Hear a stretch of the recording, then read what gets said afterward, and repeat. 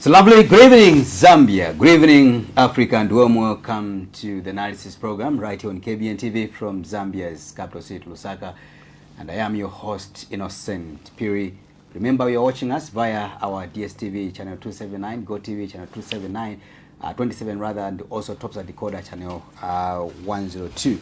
Remember, the program is also live on our social media platforms. That's Facebook page as well as X.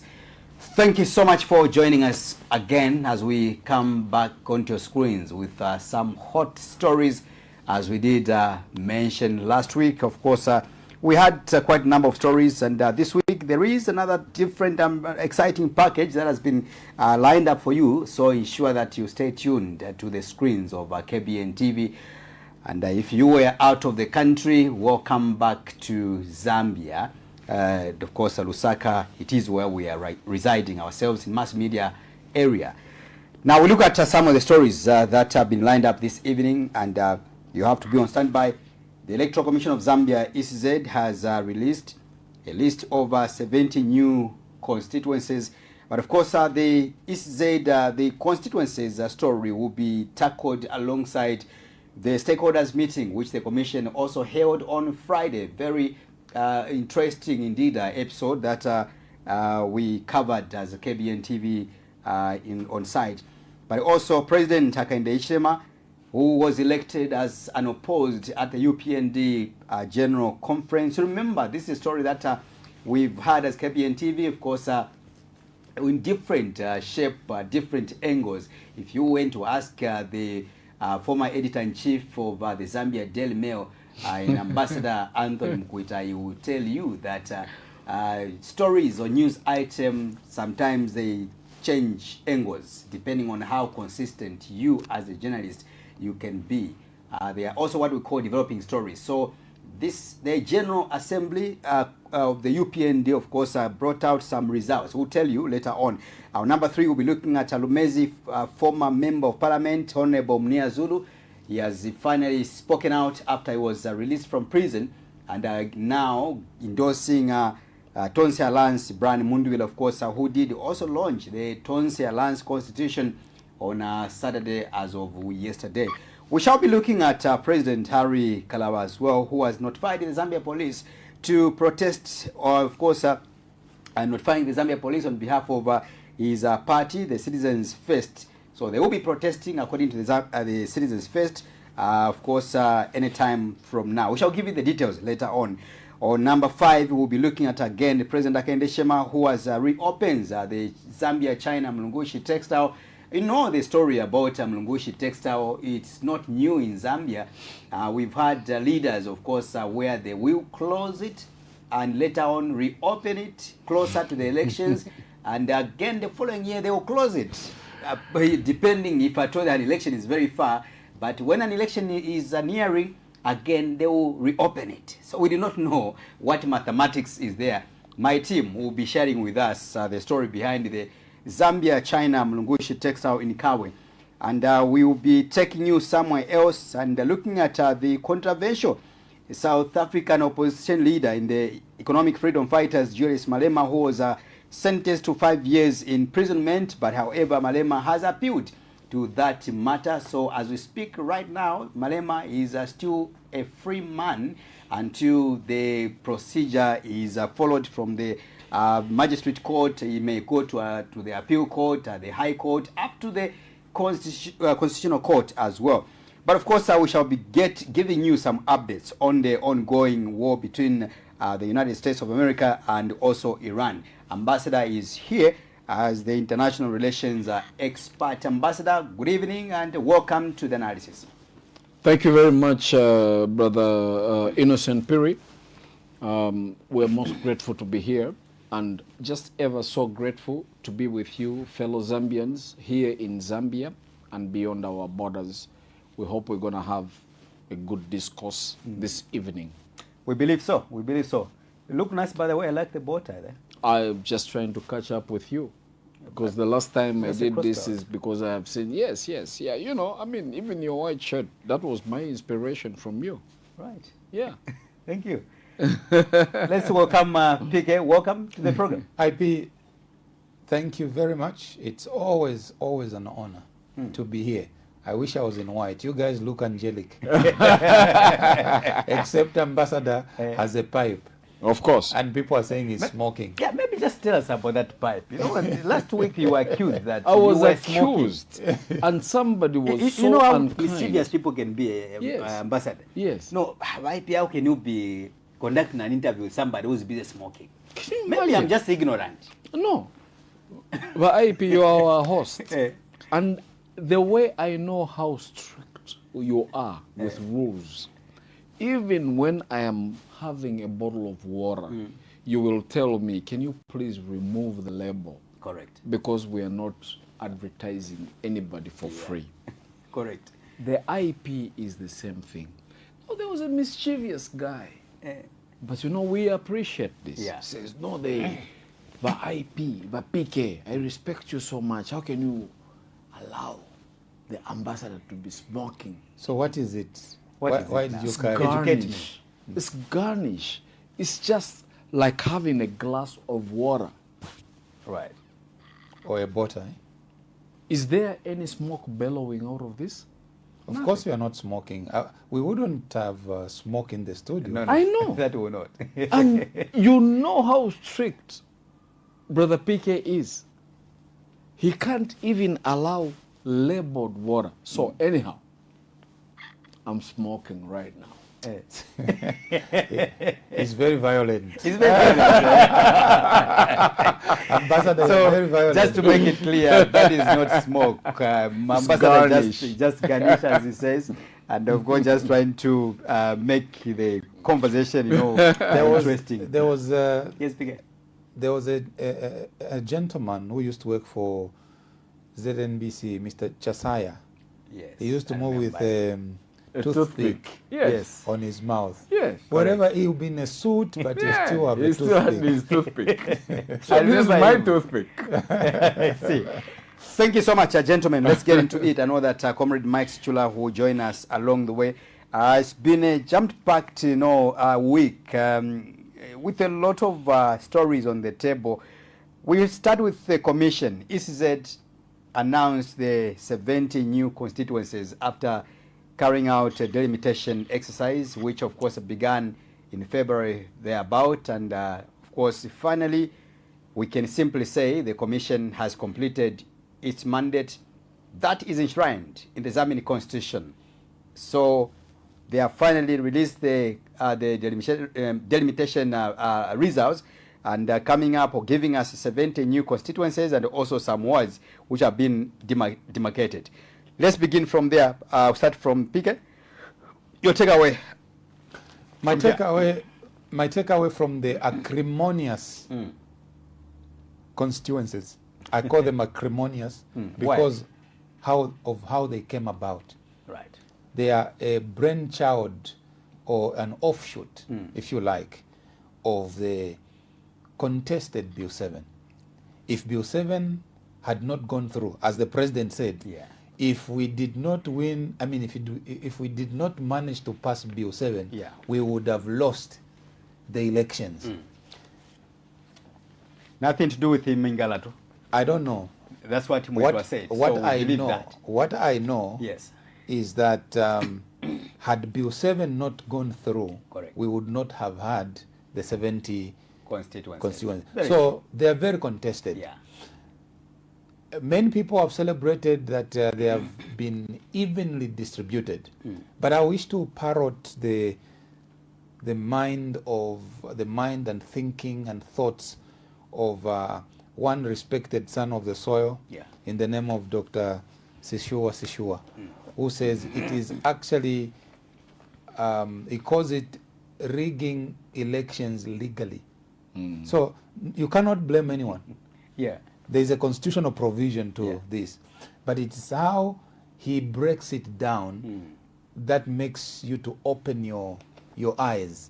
He says that as things stand, the UPND have guaranteed seats because they have in their strongholds, let's say Southern Province, 29 seats now. guaranteed. Correct. They have, on the Copper Belt, 29 seats.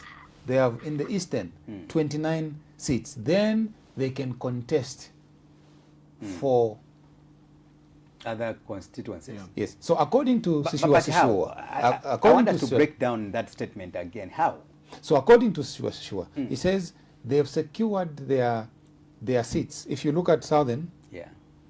Western, and Central, put together, he considers those to be the strongholds. So if you add the seats, it is guaranteed that those seats will not go to the opposition. They are secured and locked away. And remember, there is an addition, there's incremental number to the strongholds.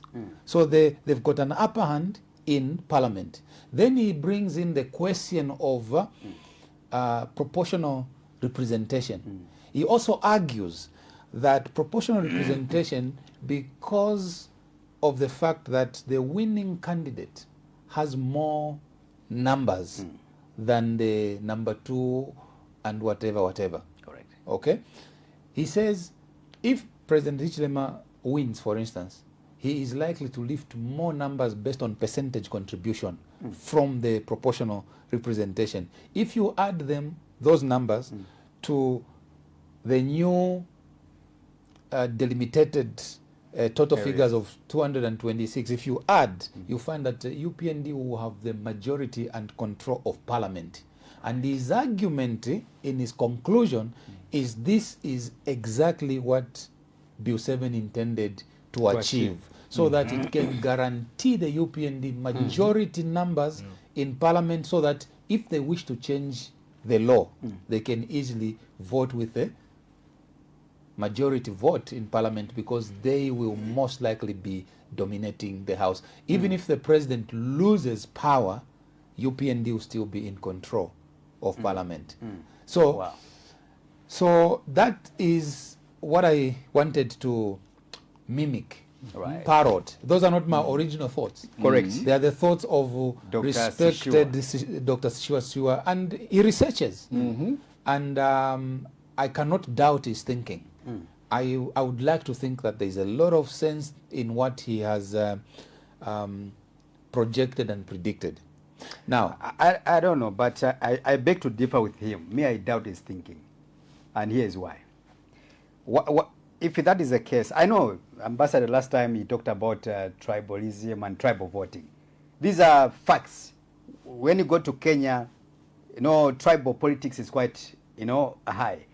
You go to Rwanda, tribal politics is quite high. Even the United States. Exactly, as you There's mentioned. tribalism. Exactly. Blue Now, my states question and red is, states. if those seats are perceived to be UPND's guaranteed seats from the UPND strongholds, why can't the opposition also work extra hard to go and campaign in those areas and take advantage and challenge the UPND in their strongholds? So the I same feel- way, so- UPND also went to campaign in Copper Belt in 2021, and they got some good number of seats, So IP which was perceived to be a PF strongholds. so IP, Uh-huh. let's not run away from history. Right.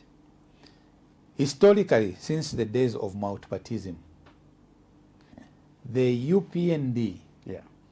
has largely dominated all the seats from the so-called Zambezi region. Yeah. It's a fact. Go to the records at Parliament. It's recorded. It is there. Yeah. Are you telling me that the opposition were not campaigning there? They were campaigning, but it is the framing of the mindset. That's why, on the other side of the country, conversation.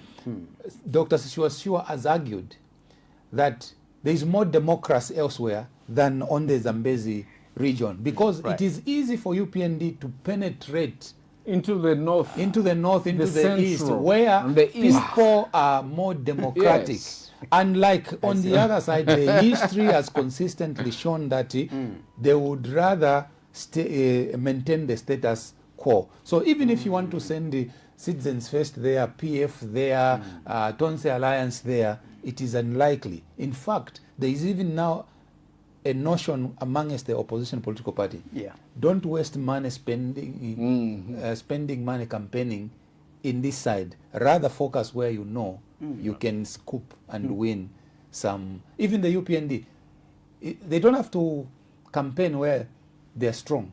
They would rather campaign elsewhere because they say Kuja, Kuja, it's locked away. Yeah. It's not for the opposition. Yeah. Wow. Well, so you were basically explaining Dr. Sishua's article and Yes. write-up. Yes, but which one is your angle? so my angle is that first of all, when I look at from a layman, perspective, Yeah. I would think that the ECZ did a good job, because perception before then was that there will be more seats going to UPND strongholds. Yeah. But they were so much under pressure that they needed to find a way of smart distributing way. that. But even with the so-called smartly distributed or evenly distributed, Yeah. there are other people who are arguing that still the UPND as a party in power has an advantage. The only thing that the UPND is likely to face as a flip side of this is if Zambians have decided that they're tired of the UPND, they do not want the UPND. So all the incremental seats that have been delimited, that have been created, the 70, if Eastern Province says we're voting for opposition, if Northern Muchinga, Luapulas, Easterns, and they are all saying we're tired of the UPND, we're voting for the opposition. And if majority of those seats go to the opposition, then that will be, UPND eating a humble pie, shooting themselves in the foot, because it means their strategy as boomerang has not worked against them. It is also a possibility that things can go that Either way. way. Because ideally, it is a voter who will decide, Yeah. should I vote for this one or... And you have heard also the UPND themselves, they've admitted that the president will go through, but his MPs will lose.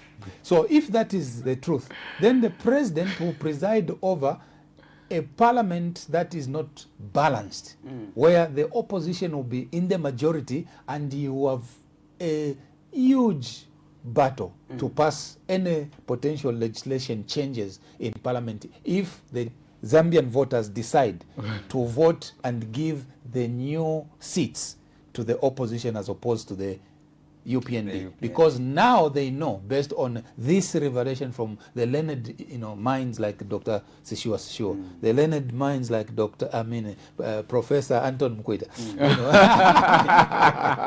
Not yet. But I humbly accept. Well, in a society where we can confer, we can also confer you. As a prof. Professor. Especially that we have seen a glut of doctorates flying around. Let me come to the incoming professor, Ambassador Anthony Mukwita. Yeah. What is the mathematics when one tells you that the president might win, but members of parliament will lose? Because I argue with that kind of notion, that kind of thinking, because and I will justify this. If you look at President Hakainde Hichilema and his victory in 2021, okay, his votes or his results were actually amassed through members of parliament. Yes. Okay, it was about the same votes which HH was getting. He managed, for the first time, he managed to get some good number of seats in Lusaka, and those are the votes he also benefited. He managed to get some good number of MPs in Copper Belt, and those are the seats, those are the results which he also got. So how possible that the people on the ground, they can hate the foot soldiers, the members of parliament, and only love one person in the name of a president? So they will go in the booth and say, okay, we are not voting for MP, we only vote for President Hakainde Hichilema. How does it work? As you also comment about the new 70 constituencies. First, let me just say I will not say much over the 70 constituencies, because Pastor Kennedy Mambwe has elaborated it very well. Right. Yeah. So there is no need to rewrite the will and go about something that has already been well spoken over. Now, what I'm going to talk about is this poignant question that you have brought about the IP, about President Hakainde Hichilema is going to win the presidency, but his members of parliament will lose. I don't understand, you know, because it's like love and marriage goes together like a horse and carriage, peas and carrots. So how does this mathematics work? Where you say that President Hakainde Hichilema is going to have a landslide yet again like he did in 2021, but his people are going to lose. To me, it flabbergasts everything, because I'm just looking like, what yardstick are they going to use to say that we are going to separate President Hakainde Hichilema into this election and make him president, but we're going to make sure that all his members of parliament lose? In my rudimentary and basic view, if the members of parliament lose, that means President Hakainde Hichilema loses too. So, in the interest of democracy, I would say we are remaining today as we speak with about 117 days. 117 days or 115 days. We used to say 4 years, but PK, Now it's months or days. it's days. Mulegutika, haikuona man, haikuona man, haikuona man. We now have about 115 days to doomsday. So you cannot say the disciples of Jesus are going to enter the pearly gates, but Jesus will not. Or vice versa. Or vice versa. Jesus will enter. Jesus will enter, but Joseph, Adam, and all the other guys are not going to be there. I think that is wrong. I mean, for me, the PK, the IP, it comes down to what is the biggest thing. What is the price of fuel? What is the price of meal? What is the price of fertilizer?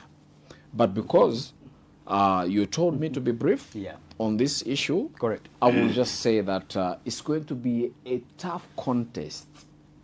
And now that we are remaining with only about 115 days, Zambians are beginning to think, what were we promised? We were promised cheaper meal. We were promised cheaper fuel. We were promised cheaper schools. We were promised lots of cheap stuff. We were told that the reason that you do not have electricity is because there is lack of leadership. 5 years down the line, Zambians are now looking and they're like, what? Did we get all the stuff that we were promised? So they're going to have to make a judgment. That's the way I would like to answer you. All right, thank you so much, Ambassador. Let us quickly look at the story, which is in relations to the announcement of the 70 new constituencies by the Electoral Commission of Zambia, led by the chairperson, Madam Mwangala Zalomes, the State Council, and also Mr. Brown Kasaro, who of course convened at Mulungushi on Thursday as well as Friday. But let's look at what happened on Friday. Again, the Commission has been very busy in trying to come up with a roadmap ahead of the election coming up soon, as Ambassador has alluded. On Friday last week, the ECZ had a stakeholders meeting all the aspiring presidential candidates at Mulungushi International Conference Center. And let's listen to some of the resolutions and some also related pictures, videos that emerged from there.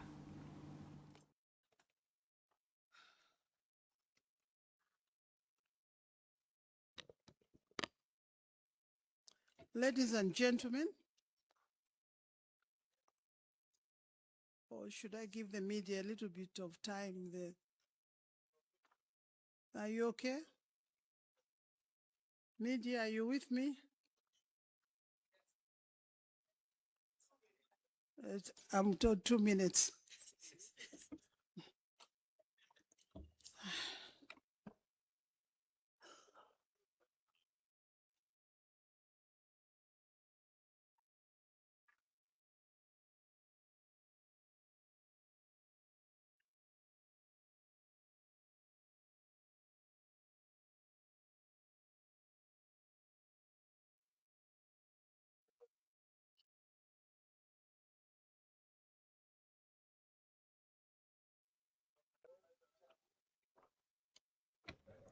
Media? Okay.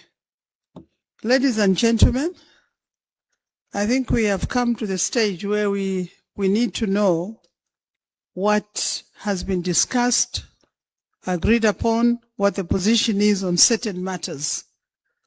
And I think it's important for you to know what we have and what we are going with on paper. The first one, the meeting resolved that the Commission will engage the Registrar of Societies over the concerns on registration of political parties highlighted in the meeting, such as failure to update office bearers. Are we together there? The Commission will engage the Office of the Attorney General on the requirement for someone contesting presidential election to be ordinarily resident in Zambia. The period one needs to be resident. Because when you go to the definitions, it says it's supposed to have been prescribed. The time, the period which one needs to be in Zambia. So we are going to seek further clarification and interpretation on that. The third one, that verification of the grade 12 certificate will be done by the Examination Council of Zambia using their online platform of physical verification. And I think we had their chief executive officer here who clarified these matters. The fourth one, that for pre-processing of the 100 supporters, political parties, independent candidates will need to write to the Commission expressing interest for their supporters to be processed in the provinces. Further, the political parties, independent candidates interested to have their supporters pre-processed should pay their nomination fees for the presidential candidates by 29th of April 2026. Good morning, everybody, and all protocols observed. My name is Savoy Imboela. I am the president of the National Democratic Congress Party, NDC, and I've come with my Secretary General, Mr. Mambwe Zimba, and the Deputy SG, Madam Hilda Namwila. They are standing there, the two of them. Thank you so much. Good morning. My name is Arthur Musukwa, president of the NDC in the Alliance. With me is point of order. Mr. Steve. ECZ. I think we were invited to this meeting. How come parties now we're having two parties? My name is Arthur Musukwa, the president of NDC. No. Let me just note it. Kindly help me switch off the microphone. Okay. Let's first allow them to introduce themselves. I'll request the Commission to guide. Let's just allow them to finish introducing themselves. Yes. Thank you. My name is Arthur Musukwa. I'm the president of the NDC, the National Congress, National Democratic Congress in the UPND Alliance. With me is Mr. Stephen Chewe, the Secretary General of the party. Let's maintain silence. And I've got... My name is Harry KALABA. I am the president of the Citizens First. I have come with Secretary General Vincent Chintu, Deputy Secretary General Kasese Bota, Elections Chairperson Martin Kaluba, and Campaign Manager Stanley Muhango. But just a quick one, next time we should keep time ECZ. If we say it's 9 hours, let's keep 9 hours. Thank you so much. Right. Thank you so much. So, PK, on Friday, it was a busy day, as I mentioned. The Commission had a meeting with stakeholders. These are the presidential aspiring candidates. We're talking about over 100, heads or faces that converged at Mulungushi, of course, discussing the roadmap of the election, talking about the nominations, fees, nomination date, talking about also the campaign period, among other things. But of course, the Commission took advantage to inform members of the political parties about the 70 new constituencies. Your quick takeaway from that event over Friday? So, IP Friday was quite a busy day politically, of course, and I know you and your crew spent almost the whole day rubbing shoulders with politicians at Mulungushi. But for those of us who were watching from out here through the lenses of what was happening there, had a lot to ponder about.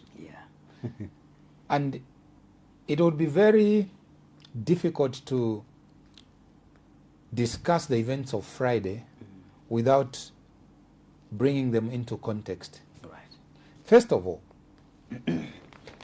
the viewers will realize, and IP will recall, having looked at the electoral roadmap that was released by the commission, which I believe, as we're discussing, the director can show, because it shows the dates, it shows the events of what was going to be happening when. And one of the critical issues was that on the 15th of this month, the commission was going to start processing presidential nomination fees.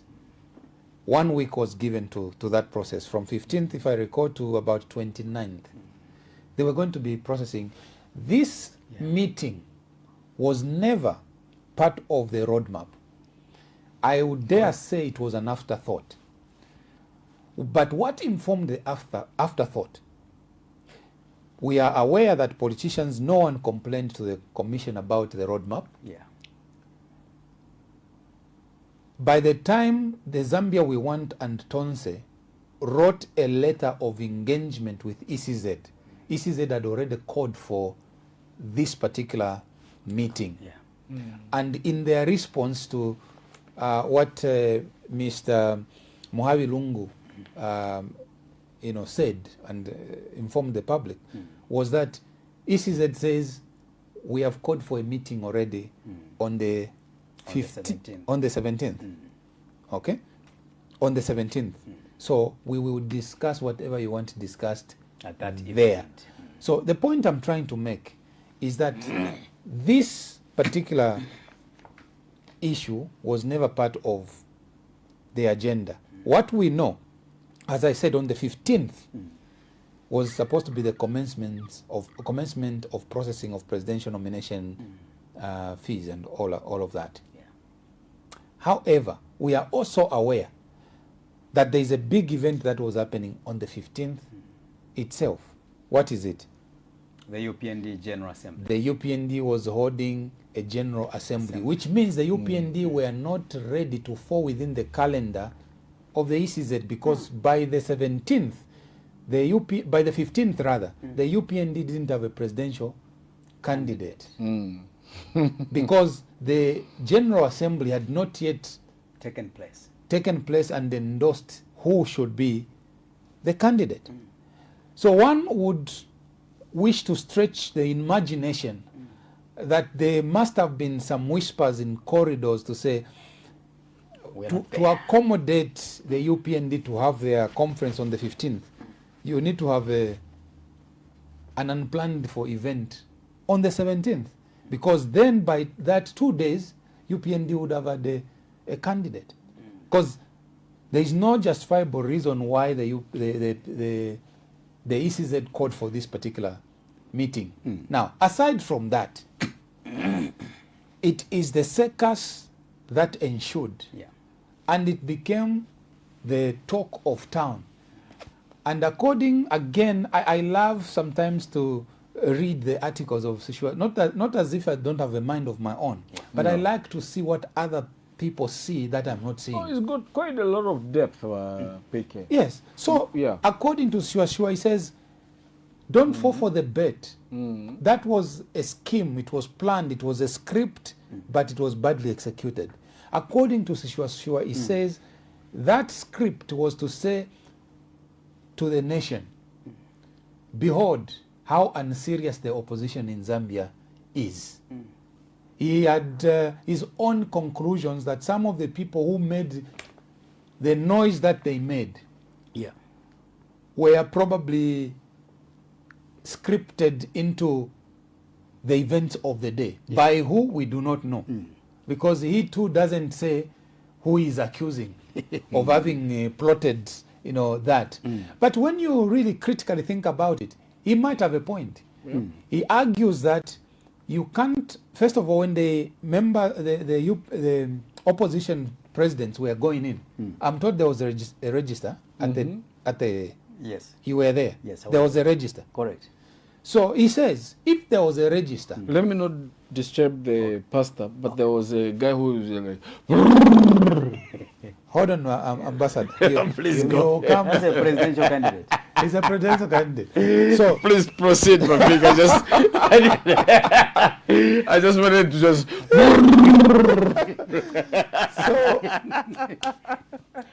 Please proceed. Why is so provocative? Try to catch up with you. and you can go and vote for him. Yeah. So I saw PK say, so all you guys, you went to this circus. I saw on this page, he joked. So even when he's saying this, he's still like, I'm sorry. Please go. PK, don't worry, I'll hold on to this man. let me finish my thoughts. Please go. According to Dr. Shua, he says, if there was a register when presidential candidates were going in, what should have been ideal and procedurally correct is to say, Ambassador Mkuita, President of National Neka Party, we see your hand. Indeed. Please introduce yourself. Yourself. When you are standing up to make a contribution. And then he says, you can't subject the nation to over 1 hour of introductions punctuated by all these theatrics, lowering the office of president. And then when you are about to start business, then you say switch off cameras. Get out. So you have already communicated what you wanted to communicate to the viewers, that all these jokers who have been saying brrr, who have been doing whatever they are doing, they want to stand as the presidential candidate. And he makes a very poignant argument. He says, how come they never showed you serious political parties who spoke seriously to issues? He even publishes on his ex-Twitter account, rather, he publishes President Harry Kalaba's, video where he's introducing himself, the people he came with, and he warns ECZ to be mindful of time. If you say the meeting will start at 9, start the meeting at 9. It is projecting someone who is ready for the meeting, serious with his timing, but the people who could have been part of the plot quickly grabbed the nonsensical videos and flooded them on social media, and drowning serious people like President Harry Kalaba, like Dr. Fred Membe, and others who were there for serious business. So when you think about it, the 17th event was not part of the roadmap. How it came about, we don't know. Now, does it make sense with what Dr. Shua is proposing? Maybe, maybe not. We can just leave it to the viewers to conclude. Okay, I'll read this article coming from Dr. Shua, and of course it says, I wonder why they had to spend an entire 1 hour making introductions when they had registered at at entry.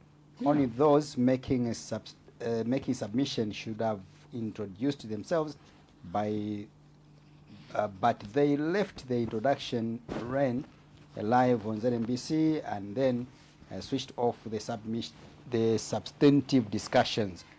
That's according to Dr. Sishua there.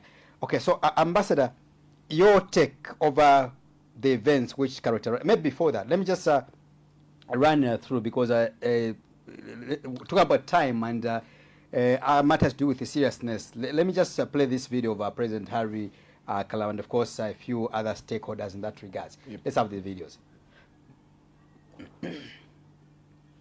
All right, thank you so much. Ambassador, your take? There's a concern here. What is your submission? Bapike has exhaustively spoken on this matter. So I'd like to take it to a financial level. When I look at 70 new constituencies, I'm looking at one member of parliament earning 80,000 kwacha per month, minus the perks that come with the car loans. So I'm looking at 80,000 kwacha multiplied by 70 constituencies. And I'm wondering, is it really worth it? Yeah. So I'm wondering, 80,000 kwacha for now an additional 70 members of parliament, minus the car loans. So I am thinking, how much can we do for the poor Zambians? Unemployment. As Brian Mundubile sometimes says, imisepela na wanaku pamakasa. You know? If we had to get that money and put it into cooperatives for women to grow vegetables and tomatoes and to sell them to one entity, wouldn't it be more profitable than us creating 70 new seats? I think it is nonsensical. We don't need 70 new seats and 70 new Land Cruisers. We don't need that. I don't need that. We just lost a young man at the University of Zambia, Emmanuel Bwalia. And the university has closed. The university has closed. We lost a young man, Emmanuel Bwalia, 18 years old, in second year at university. How much does it cost for you to make sure that the sewerage system is working all right at the University of Zambia, the oldest, most respected university in the entire country? How could it be more urgent for you? How could it be more urgent for you to put up 70 new seats, 70 new Land Cruisers, 70 new 80,000 kwachas, than to ensure that you have a working pit latrine system at the university? That's the way I look at this thing. And I'm wondering, who is really looking at this? Why are we prioritizing putting together 70 new seats instead of making sure that the pit latrine system at the University of Zambia, CBU, is working? 18 years old, Emmanuel Bwalia died. He's never going back to his mother. His mother will never see that young man. Since we are discussing numbers, let's add 40 million to each one of the 70 constituencies. Please do. I don't know how much is going to be. 40 million per constituency. That's about 9 billion. 9 billion more. As Yes Chula is saying. Could you please just say it louder? Please. That's if you multiply 40 million kwacha per constituency as at now by 200 and louder, please, please. Yes Chula. By 226 constituencies, we are going to get 9.04 billion kwacha per year. Why are we going to spend that when Emmanuel Wali at 18 years old died in a sewer pipeline. Is that a priority? We have to do this 3 months before an election. A young guy died over a situation. I don't care whether it was under President Edgar Lungu. I don't care whether it's under President Hakainde Hichilema. But why are we rushing through the IP to put in 70 seats 3 months before an election and spend this kind of money? By the way, the same law that allows for, there's this new process, there's a law now called the new, Electoral Process Act, outside of what we're discussing. Are you sure? Yes, it's Tell me about it. It's on the floor of the House. Yeah. What is the, please. New process, the new Electoral Process Act, bill rather, it's now on the floor of the House, which empowers ECZ to do, you know, remember they were proposing a lot of new things, including the removing of the safety features. The safety features, and it is on the floor of the House. So you are saying we have got 117 days to an election. Yeah. The law that will guide ECZ on how to conduct has not yet even been passed. No. While you are there, let me ask one thing. Right. I know you are our moderator. Yeah. I respect you a lot, and I respect the rest of my co-analysts here. We have held 7 elections, and they have worked out very well. Why are we changing rules today? Why do we want something new? Why? My God! I mean, and if you question, they will say you are bitter. You are bitter. And what's wrong with being bitter? It's not illegal even to be bitter. It's not illegal. Yes, I'm bitter, but I want you to conclude, why? Ambassador, so I bring in yes, but as we go to Chula Mbala Mafia, who has just come in, is all these elections, the election that brought in multipartism, the election that brought in Michael Sata, the election that brought in Edgar Lungu, the election that brought in Hakainde Hichilema, they've all been okay. Why do we want to change the rules today? Why do you want to change the rules today? Right.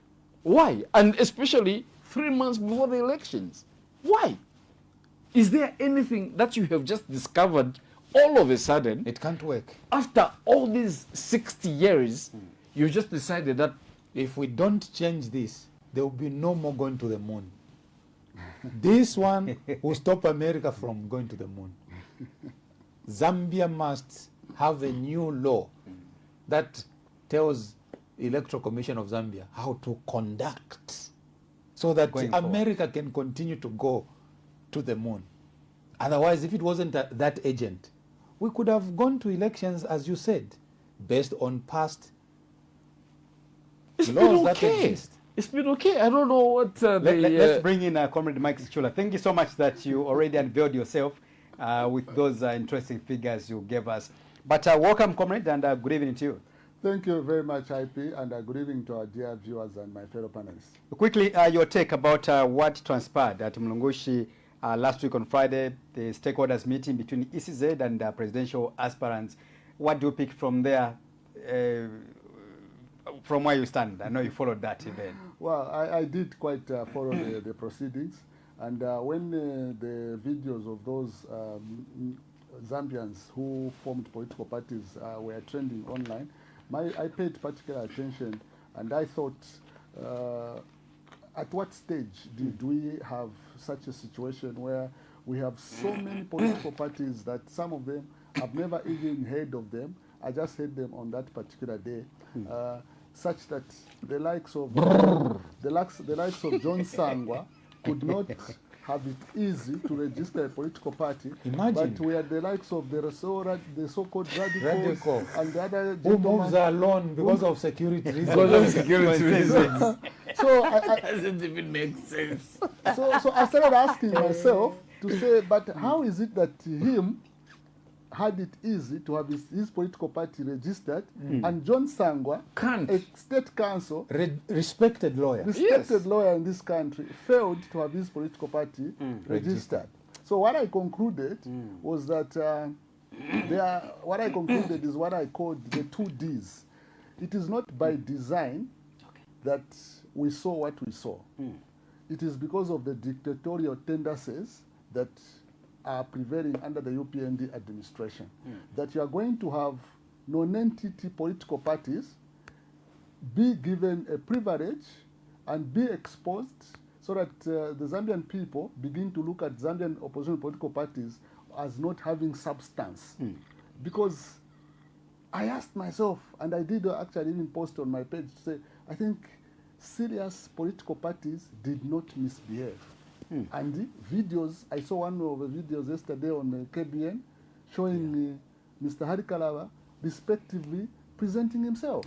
So what we saw last week is what I called by the 2 Ds. One, it is not by design that we saw what we saw.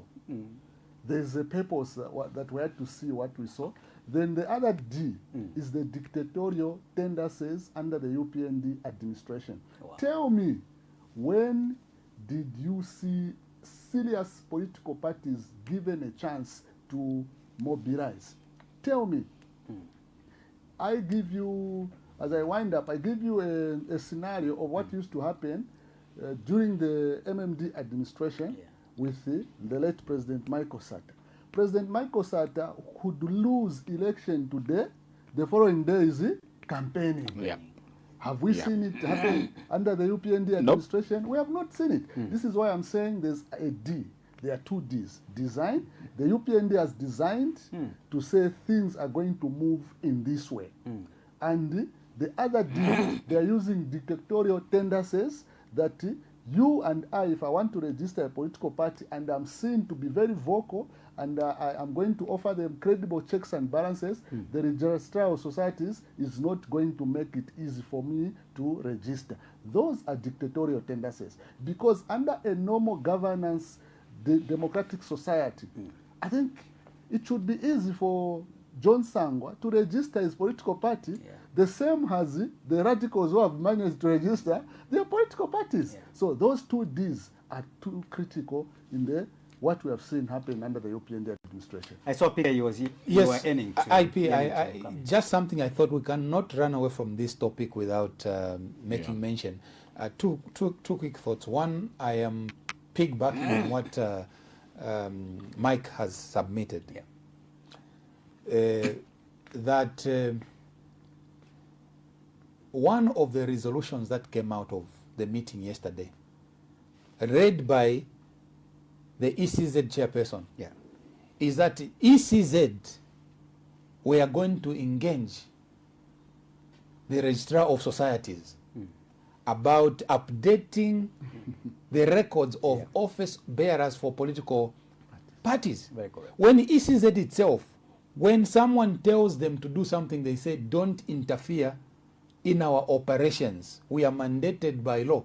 Just like registrar of societies is mandated by law. So what gives... They are separate from... They are separate. So what gives ECZ the power to say, is a registrar, can you update? We want to conduct elections.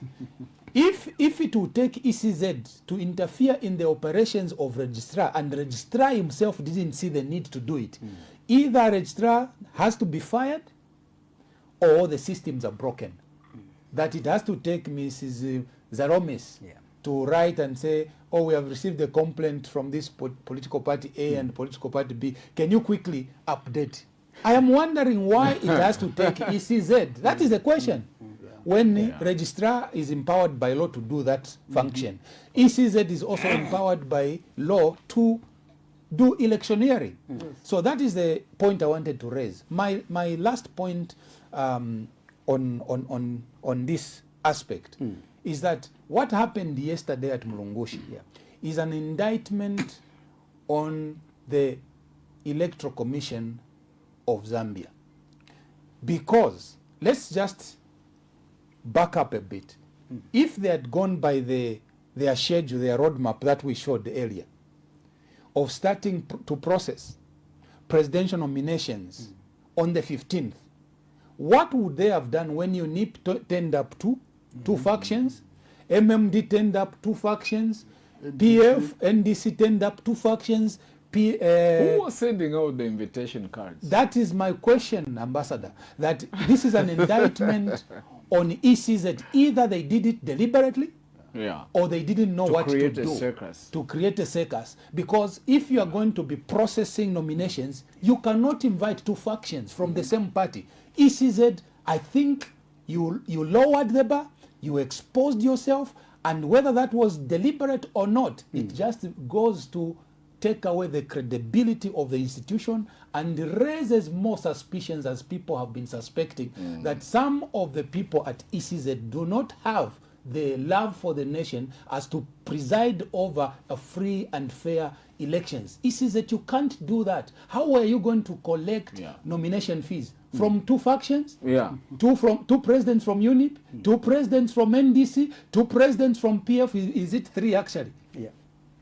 ECZ, that script was badly executed, and it has boomeranged and it has exposed you. You need to do better and clean up house, even if you want to interfere in the registrar society. You have nothing to do with the registrar society. Let registrar do their job and you do yours.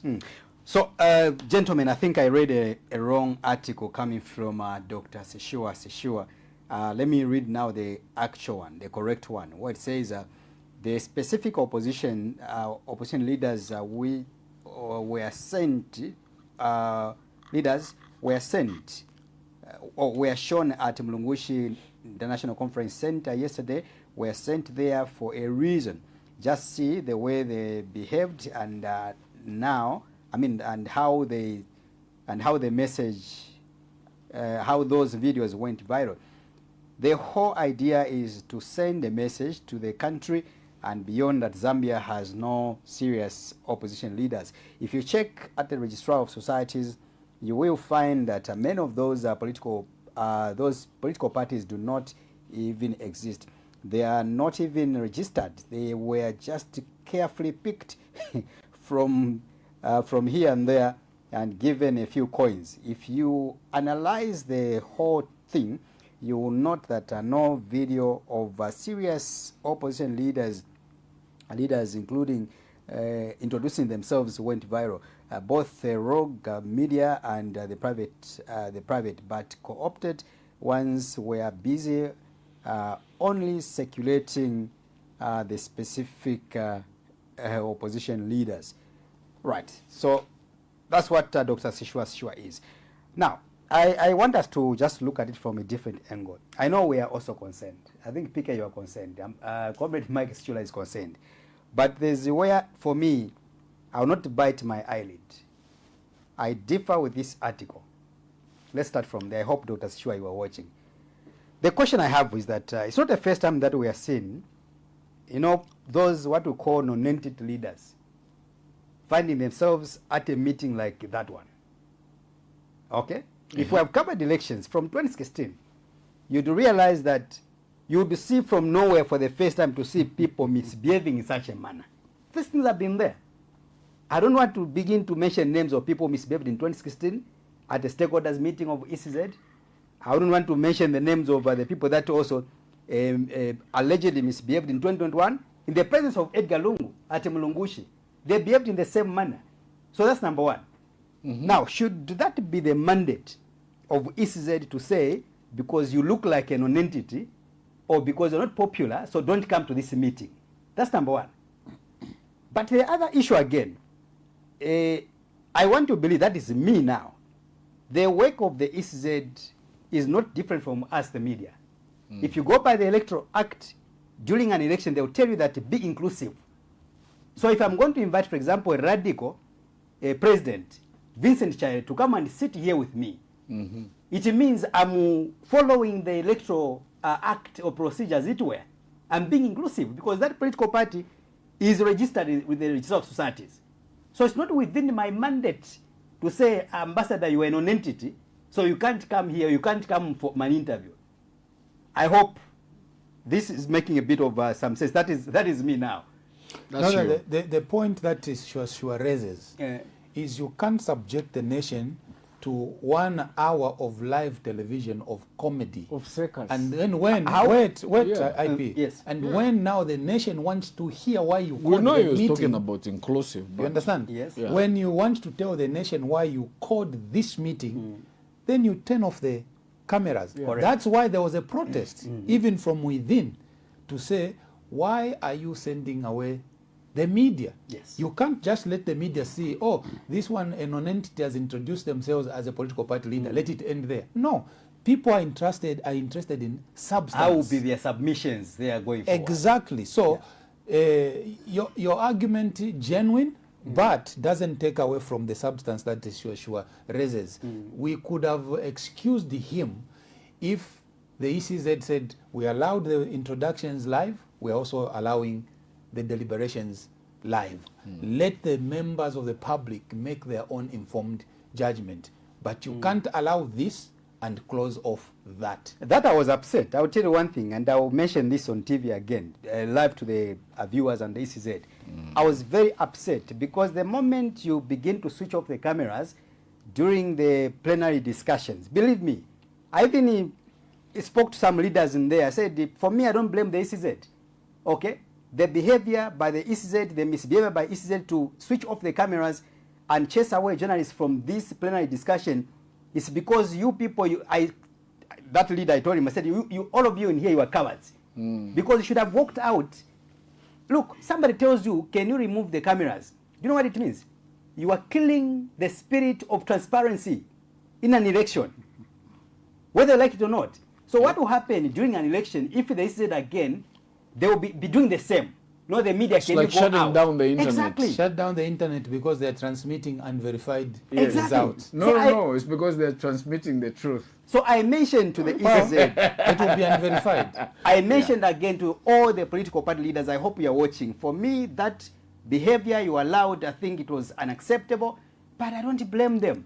I'll tell you one thing, sometimes in those meetings they get allowances. I don't know if they got allowances in No, I don't think in the last. yesterday was for any allowance. That's why I said I don't know for yesterday. No, I can come to their defense. I don't think they were there for allowances. Okay, No. so for me, I would say one thing I know: when those meetings are called, they get allowances. Hence, you see, even in non-entities leaders, they will go there in the name of wanting to go and sign and get per diems, as it were. But as of yesterday, I'm not sure if I'm not aware for political parties. I can speak for them. I don't know. I'm not a you politician. will not speak for them because you're not their spokesperson. No, I know journalists. I know journalists when they go for those. They give them transport allowances. Transport allowances. Not politicians. No. Political parties. No, they get. Mike, No, they get. I don't know. When they are called for stakeholders meeting, those ones. No, they get. They've been getting all along. Seriously? So what I'm not sure if yesterday they got or not. So let's put a distinction there.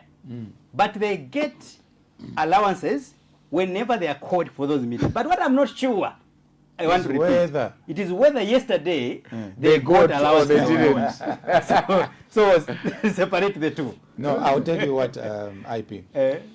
Allowance or no allowance, we have a nation at stake here. Yeah. So We have a future. we have a future. Yeah. We have democracy. Yeah, to we have a saf- country. to safeguard and protect. Yeah. Correct. All of those people are respected men and women.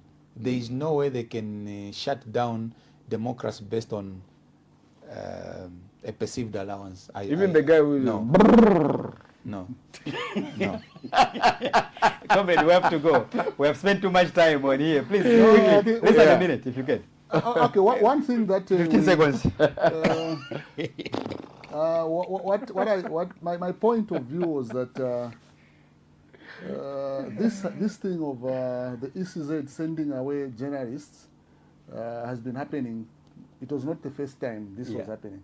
I recall sometime, I think Mr. Kasaro, by then he was not in the position he was. Yeah. The media would be sent away when it reached a particular stage. Yeah. Then coming to the people that created comedy, I think one thing that we cannot take away from them is what President Sata used to say, that educated people are cowards. So if you are going to see people that we consider to be non-entities parading themselves as presidential candidates, where are the educated people? So that's something that also, again, we need. They're in the studio. So the educated people will come and appear when someone who seems to be a non-entity but gathers a lot of support on the ground, then he becomes a president, then the educated people come with their graphs and so on and so forth. So the challenge there is that educated people need to take an interest in forming political parties. But the problem lies is that educated people sometimes don't want to go into politics because there are certain issues that will come. I will give you an example of Dorika Banda. She's very educated. Or John Sango. Or John Sango. Very educated. Yep. But they will not be allowed. They will not be allowed. So those are some of the issues that we need to look at. Yes, they created comedy, but we cannot take away the confidence in terms of forming a political party. That is if those political parties are truly registered, because I believe, I'm certain some of them may not be registered.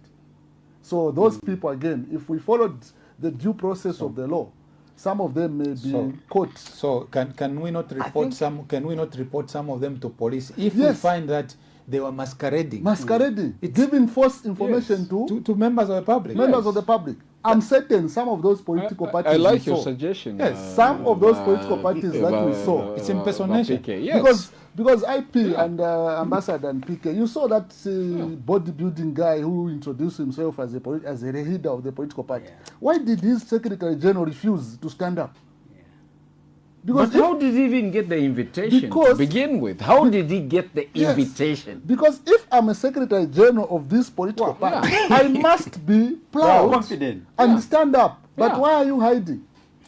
It raises questions. Maybe that political party is not registered. Indeed. We need to investigate. And if we find that some of you were masquerading as political party leaders, we will report you to the police for presenting false information, not just to the public official at ECZ, but to the nation. On live TV. On live TV. Gentlemen, let's move on. Let's come to LUMEZI Member of Parliament, Honorable Mnia Zulu. I don't know, we've jumped so quickly. We were talking about the UPND General Assembly. I don't know who's going to handle it. I'll just allow Comrade to quickly handle the UPND General Assembly. Quickly. But you've been talking to all the guys. You've skipped me, I think, about 3-4 times. I'm just looking at time. Would you permit me to start with close? Please go ahead. Thank you. Just comment on the HH going unopposed. Thank you very much, Ambassador, and thank you, IP. I think what we saw during the general conference or the convention, though they refuse not to call it a convention, is something that it shouldn't be entertained in a democratic society. Yes, President Hakainde Hichilema may be loved by the UPND and other Zambians, but I think he needed to be subjected to intra-party competition. Even to someone who is not, popular, but it creates a perception to say there is intra-party democracy. Where was that person going to come from? Again. Anyway, wherever I can come from. But I also know... can be paraded, huh? Yeah, I also know that other people are going with to say... the IP, Other people say, no, this also happened during the Edgar Lungu administration. But I think if it happened during the Edgar Lungu Foundation administration, I think in a democratic society, we have seen it in the Republicans and the Democrats, there is a challenge for each other. So that one, we need to... Political parties can do better. Then lastly, I think I like the organization of the UPND, not in what was going on in the intra-party, their activities across the country, but the system where they have 7 representatives per constituency, and these are elected across the country, then they have got 70 members of the NCM. I think that way it creates inclusivity for all the provinces to be represented in the highest organ of the political party. If other political parties can adopt such a strategy, I think political parties are going to have a truly national identity. Unlike the system that where we have people are just appointed to sit in the at the top, but the system that the UPND is using, I think we can use it as a model for all political parties in the country, maybe instead of 7, we say maybe 10. Yeah. 10 members per province. It creates that. And tribal balance as well. Yeah, tribal balance. Ethnic balance as But well. what I also didn't check and scrutinize is whether there is a balance of gender. But otherwise, it is a good strategy. But it is not a good strategy for President HH to go unopposed. Yeah. It was also not a good strategy for the PF, under the PF, Yeah. for Edgar Lungu to go unopposed. We can create intra-party democracy even at the top. PK, would you want to handle this from a different angle? Yes, I would like to handle the general election, Right. General Assembly, from a totally different angle, not political. Okay. I want to pick on a matter of public interest, and this has to do with police recruitment, which was very hot the past 2 weeks. The president used that platform when he was addressing his supporters and the nation to say he heard about secret police recruitment. That he heard. That the choice Can you of just words repeat that? That I have heard. In fact, let me direct quote. I have heard about The complaints. the complaints are regarding police recruitment. I want to tell you that I am addressing it. And That is why you elected us. Yes, and I want to address that because the president used that platform to promise the nation that he is addressing the issue of secret police recruitment. I have two problems on two fronts. Number one, there is no way the head of state would only hear about a recruitment He's of the head of state. 4,000 police officers. What's the number again? 4,000. The president cannot hear about it as a rumor. No. The president One should be is the a one. rumor. Two is a story. Therefore, I have heard the issues about police recruitment. We are addressing that issue right now.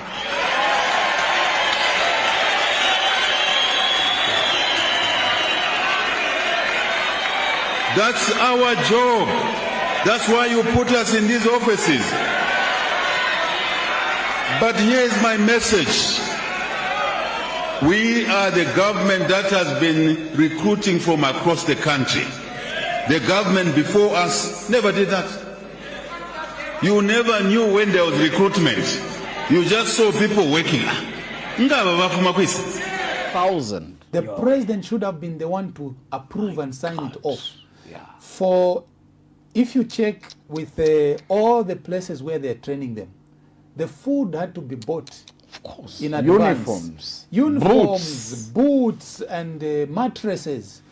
You can't hear about Dr. that kind of thing. For Dr. Stumbeko Msokotwane to release the money to do all of that, the president must have This is budget line. approved. So how can the president Here. stand there and say, I have heard heard. about and I'm addressing it? That's Those not- that would be civil servants. Yes, And that's- Mr. Kangwa must be aware. Yes, and that is number one. What did Chula say? How long is it going to take them to be trained? 1 year. 1 year. No, that is normal. But this is not. That's, no, yeah. But, and I know under no, normal the reason I'm circumstances. saying that is money is going to be spent. Exactly, but For a year, I highly yeah. doubt they will last that long if they are being trained For to a specific fit in a specific issue which we may not be aware of, because we have not been told that there's an emergency in terms of shortage of Yes. police manpower. Policeman So we don't know. compared to teachers. Yes. So or nurses. The second problem I have, IP, and dear viewers, is the fact that the following day,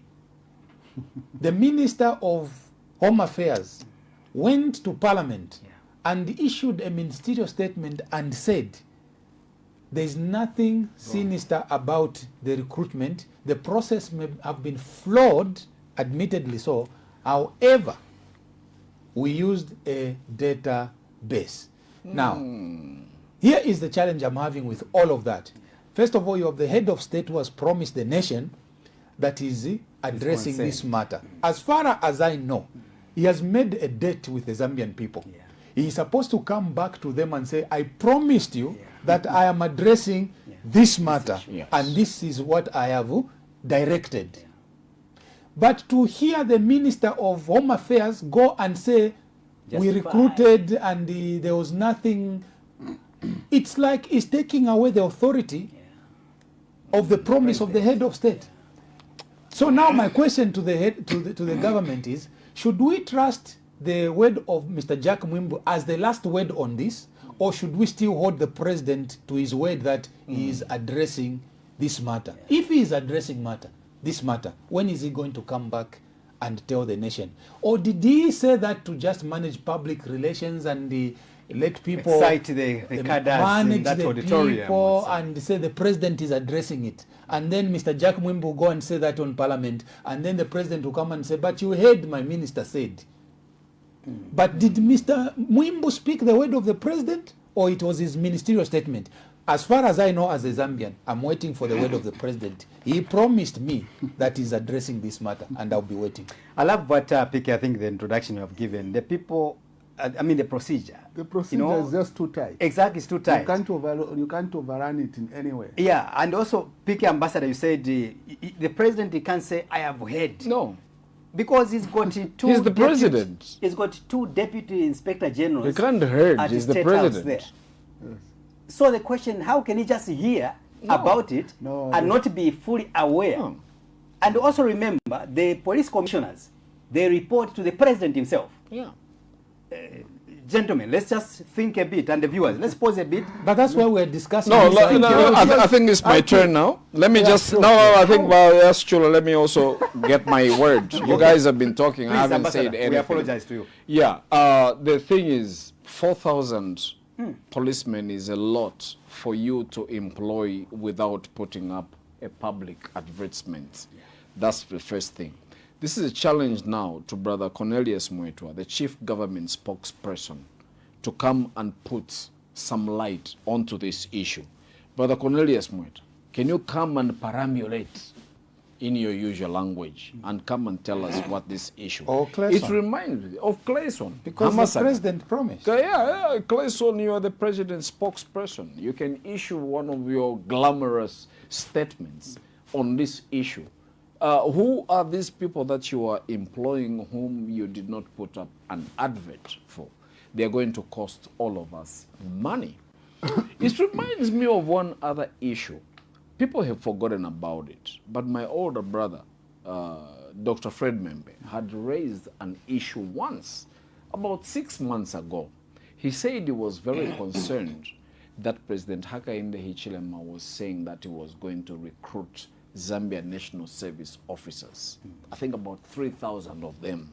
And then he said, how is President Hichilema going to fund about all this number of Zambian nationals? You mean? It was voluntary. Yes, and he was going to pay for them. Individually. That story has sort of gone cold trail. President Hakainde Hichilema, are you still recruiting those 3,000, 4,000 Zambian National Service officers? Because Dr. Fred Membe was concerned, like, if there is no budget line and you're going to employ servicemen, what are you employing them because for? They must be trained by a government budget and they must be paid by a government budget.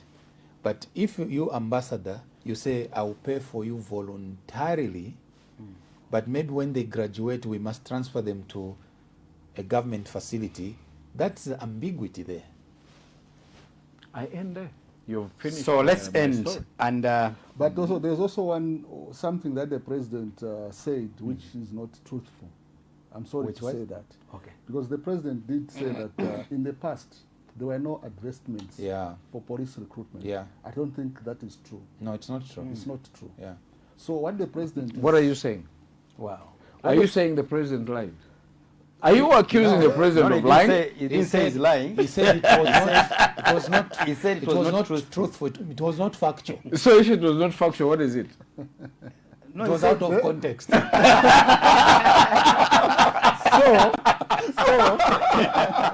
Because there is an advert, and director can show an odd advert to just validate this. Okay. So we should. Director, what please. What is wrong is that I can see yes, Chula doesn't have a lawyer.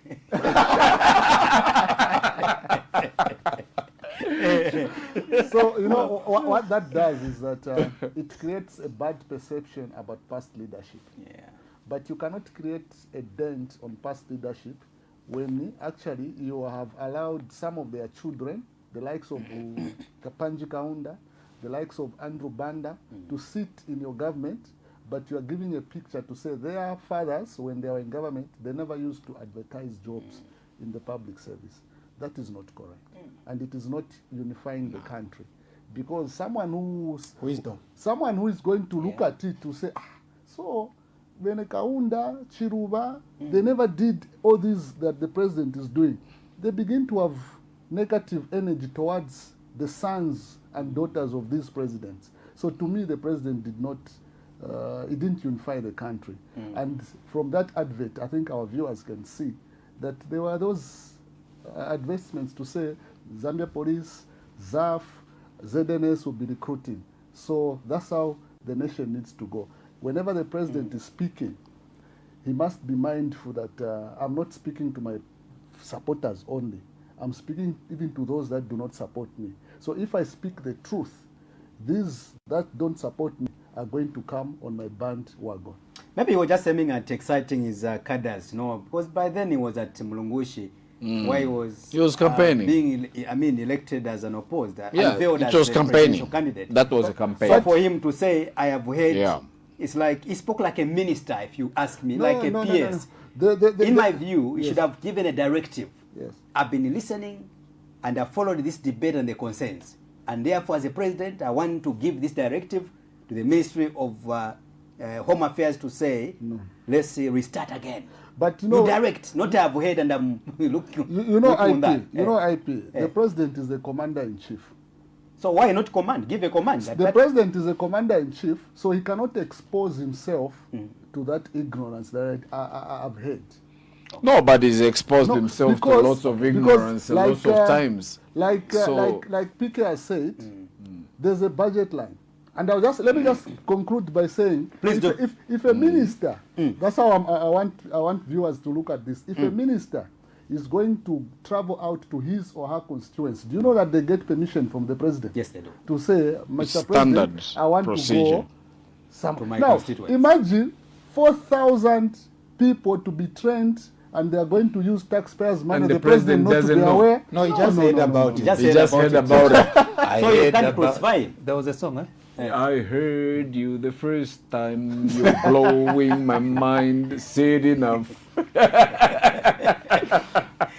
No, but you can't crucify gentlemen. Gentlemen, you can't crucify someone who has heard. But he just said about it. He's not supposed to hear. He's supposed to know. He is the commander. He's supposed to be commanding, not to hear. Do you know what it means when you are the commander-in-chief? You must be aware of whatever is happening but everywhere. I've dealt with presidents. Yes. So I would talk like to the late President Edgar Lungu said, sir, this is the issue. He says, Watoni, what are you telling me? I'm the president. I know everything. Yeah, he told me. He says, I've got ears in front and at the back and I've ears. I know what you're telling me So about. the president, I know. The president was merely, the president, when he did that, from the public speaking arrangement, the president was merely managing the expectations of people. That's it. His cadres there. Yes. To just manage them. But this issue it still remains unresolved. Because the president's word and promise to the Zambian people is it's a very toxic issue, you know that, addressing it. And for me as a citizen, I'm not going to go into an election until the president addresses me on how he has addressed this matter. I am not going to depend on Mr. Jack Mwimbu's ministerial statement. It is not superior to the word of the president. Right. So I'm sure President Akende Shema, you could be watching, or perhaps no, he could not be watching. He's watching. Your lieutenants are watching. He watches all the time. What the analysis program is saying that you have to come back to the country and guide. What to be your last resort, your last directive over this matter? That's what the people here are saying. Let's go to LUMEZI member, former member of Parliament, Munia Zulu, who has endorsed Brand Mundubile. And of course, MUNDUBILE again unveils and his team, the Tonsa Alliance, they did unveil their their alliance manifesto in that regard. Let's have these few videos, and then from there, we'll give each one of you 1 minute, strictly so.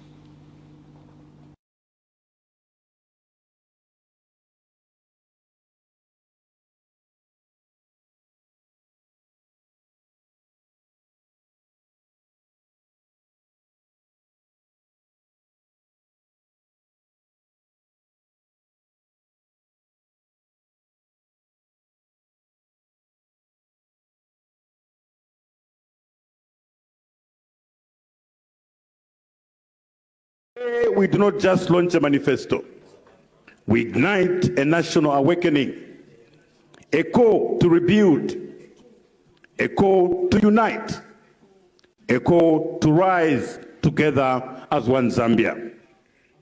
Across this great country, a quiet pain has taken hold, a pain of division, a pain of exclusion, a pain of watching opportunity slip further and further away. But today we say enough. Outside Parliament, members of Zulu, I call upon Dr. Chimba Kambwili, I call upon Honorable Given Luwinda to put our personal aspirations aside. It is about the collective will of the Zambian people, not our individual aspirations.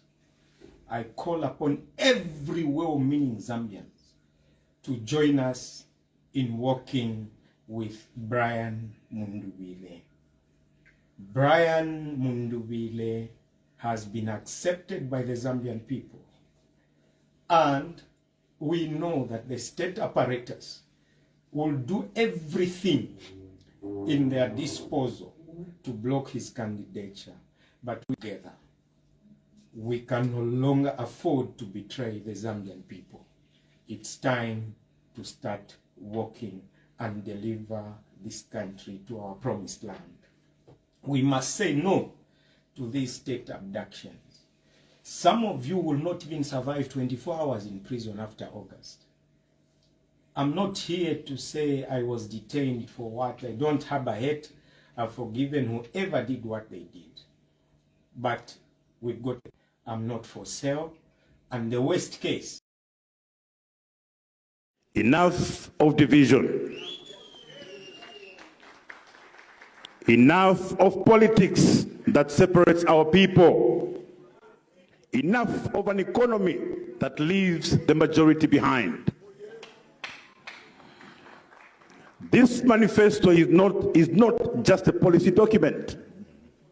It is a blueprint for national restoration. At the heart of that restoration are three urgent priorities, which are unity, dignity, and productivity. All right, we'll start with Ambassador. Muniazulu, he says we have to go with Mundubile.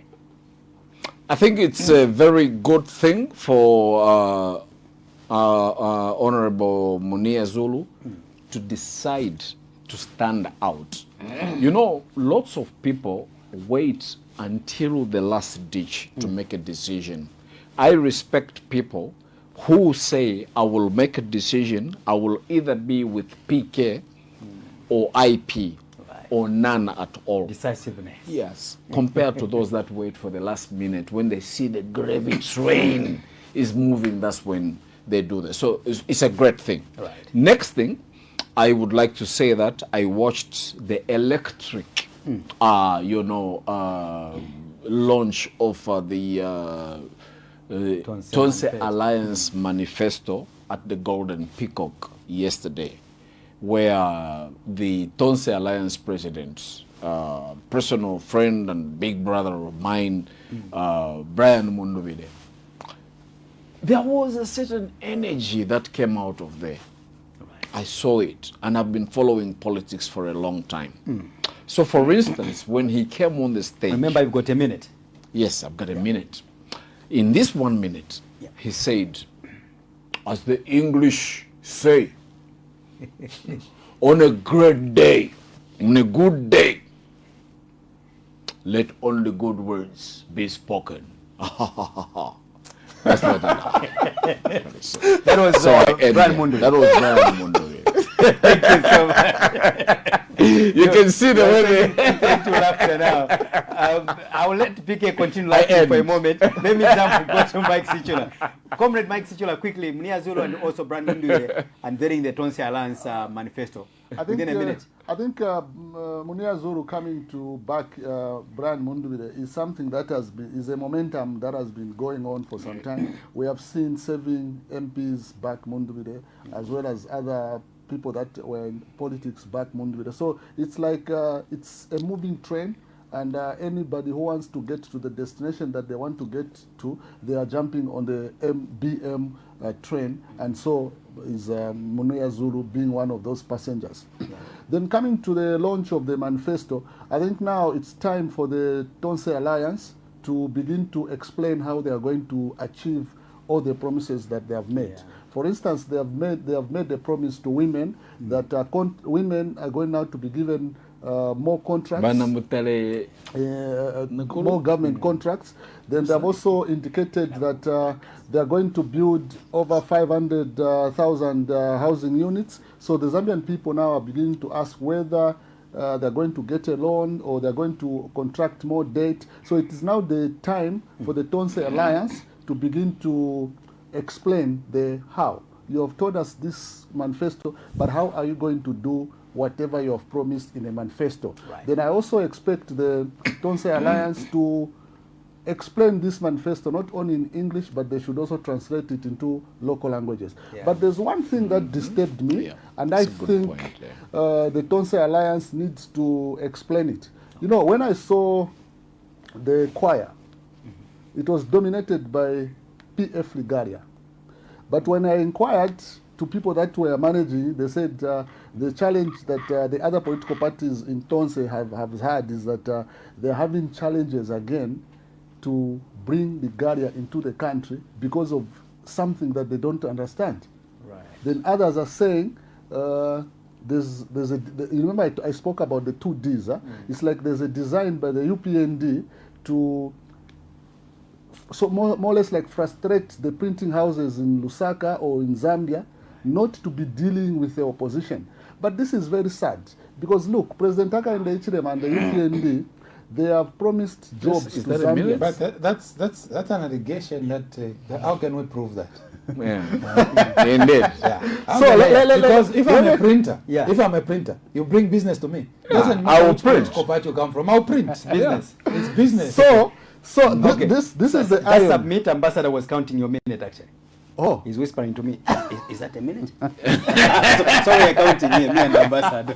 Okay, fine. So anyway, these are some of the things based on what I inquired from these political parties. Right. So it could be they may be lying or they may not be lying. But there's something that I also discovered. You know, there are certain people that we interact with and they work for these printing houses. They're telling us to say, but you know, the problem, the change now is that in the past, during this time, we used to get a lot of business. But now, even where I used to work, they have not even called me to say, come, there's more work for you to do. So they could be, those political parties could be telling me the truth, or they could be lying. Maybe these other printing houses have diverted to other businesses. But I think in future, if it is a Tonse Alliance, I expect them to be clad in different political regalia, if it is a choir, so that we see the Tonse. Right. Unlike the PF regalia, then you're calling it a Tonse choir. Right. PK, your quick bite. My quick bite, starting with Munia Zulu. Yeah. I mean, it was a given. You can't find Binwell, Mpundu, and JJ and not find Munia Zulu. These the birds of a feather. They flock together. Yeah. So wherever there was Binwell, there will be Munia, there will also be JJ. So I'm not surprised about that endorsement. It's a clique, it's a team. It was expected. Yeah. It's a cartel. But all I could say is congratulations to the Tonse Alliance for launching that manifesto. It was also good to see State Council Chifumubanda present, especially that it's few days after fake stories did round circulating that there's bad blood between Chief Mubanda and the bird seed. Yeah, Honorable Brian Mundubile. There was that rumor, which I think they even dispelled from their communication perspective, that this is a fake news, dismiss it and ignore it. And to see both of them at the launch, in fact, the first vice president is the one who invited the president. It was a good thing, and congratulations to Tonse Alliance. Interesting. Talking about the women representation and also the speech which was given by Beauty Katebe. I know that a lot of people, I mean, they were accusing her again that she's Tonse, she's opposition. Let's remove this ignorance from ourselves. You know, Beauty Katebe and the NGOCC, their mandate is to advocate for women's rights and also women or participation of women in politics. So they will be found at a UPND function. Yeah. They will be found at a CF function. They will be found at Tonse. In all the political parties, whenever there are women, Beauty Katebe and the NGOCC, they will be there and they will speak. So let's not be ignorant sometimes. Let's read and research to understand the happenings. Let's move on, gentlemen. We look at of course, President Harry Kalaba. He seems to be pushing hard in notifying the police, and the police have received the letter coming from CF ahead of the pending protest, which was promised by President Harry Kalaba. Let's dive into it. Ambassador, we begin from here, or let me throw it to Mike. Then you and I will be ending. No, you can throw it to Mike. Okay. Comrade. I think the push by the opposition Citizens First to conduct a nationwide what they're calling peaceful protest is something that is welcome in a democratic society. It's not something that the police should push the CF away. It's something that the police should actually be proud to say, we, the police of Zambia, are actually not as bad as you are telling us, because we have given the CF a permit to conduct whatever they want to conduct, and we as the police are going to provide security to ensure that whatever the CF is doing is conducted in a peaceful manner. It does not disturb business, it does not create commotion where property is damaged here, and so on and so forth. So it's something that the Zambia police should actually be very proud that they can handle by allowing the Citizens First to push for it. Then my appeal to the Citizens First, if they are given this go ahead, let them show that they have what it takes in terms of mobilization. Because sometimes you are going to call for something, then you fail to show that you've got members across the country. So it's a twofold arrangement. The police can allow you and provide security, then you fail to mobilize. The only people that will come there are children who are not going to vote. But if you do your homework very well, you are going to create a situation whereby during the peace protest, you can even tell the voters to say, this is how you vote for the CF. Wow, you are igniting something in me. Having covered one protest which failed, and then the organizers, they just went on the sidelines and said, I think people are not coming here, so let's cancel it. We just says the police who have cancelled it. Pick it. We'll take. Yeah, IP. It is very good to see President Harry Kalaba, whom his party now is calling the David of, Oh, with the sling. By the way, I saw the sling. Yeah. They are calling. Which part of that in the Bible is when David faced Goliath? Goliath. So he said, according to his party, Zambia is faced with a giant Goliath of high cost of living, a giant Goliath of inflation, and all of these things, and unemployment. It has to take a David to bring down that Goliath. So they've branded him as the David of Zambia. Wow. But I watched a video today about him speaking to very pertinent issues about how Parliament has gone rogue. As a constitutional lawyer, and John has Samba called would on say. the president to dissolve Parliament immediately, because it's moral It's lost. authority. It's moral compass. Is totally lost. No one in charge. Yeah. People are defected. When I look at that video, I realize why President Hari Kalaba would even write to the police asking to protest. Just hold on, maybe you know the video, I know the video, but let's play it for the viewers to consume it. The Senate Broadcasting don't assume that we have all watched it. It's a visual media. Yes. I've given the UPND government up to Friday this week, in which they should act on some of these demands that we have given. If not, we are applying to the police as Citizens First to have countrywide protests. Of course, it's within our purview. It's given by the law, and this will be peaceful demonstrations that we want to do, again, to draw international as well as local support for Mr. Ichilema's behavior to be tamed. He should not think he's a king. He's not a king. He was just elected, and they're going to boot him out in August. Constitutional mandate is now in serious question. It no longer speaks for you. MPs elected under your mandate have crossed to the ruling party without asking you. Even the deputy speaker did it. This undermines your vote. The constitution is clear. Article 72, sub-article 2C, if any MP joins another party, they must vacate their seat. It is the law. But the speaker has not acted. This fails the oath to uphold the constitution. We now have a parliament whose authority is compromised. Yet this house wants to pass 21 bills, including the Electoral Process Bill 2026. This parliament lacks the moral authority to make laws for you. The ruling party had 85 MPs in 2021. Today, with defectors, they control 132. That is not your mandate. President Ichilema, you swore to defend the Constitution. Use Article 92. Dissolve Parliament now. Return power to the people. Democracy must be aimed. The people.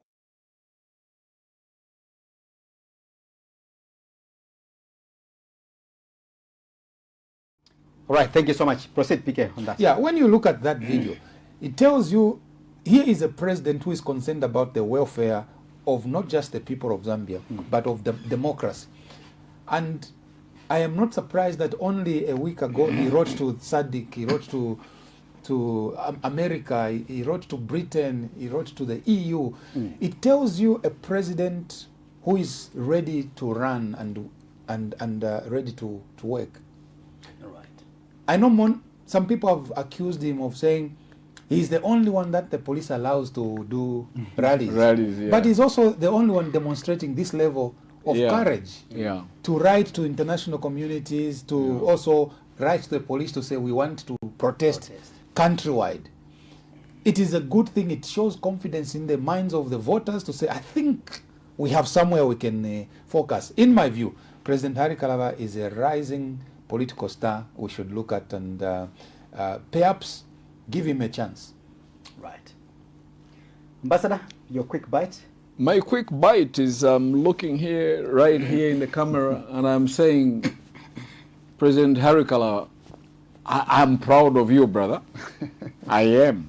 And I think lots of other political figures should be. The reason I am saying that you're a good guy politically is because you match your words with action. You write to the African Union when you are not happy about something. You write to the European Union when you're not happy about something. You write to the Southern African Development Community when you're not happy about something. You write to Amnesty International when you're not happy about something. Some people talk.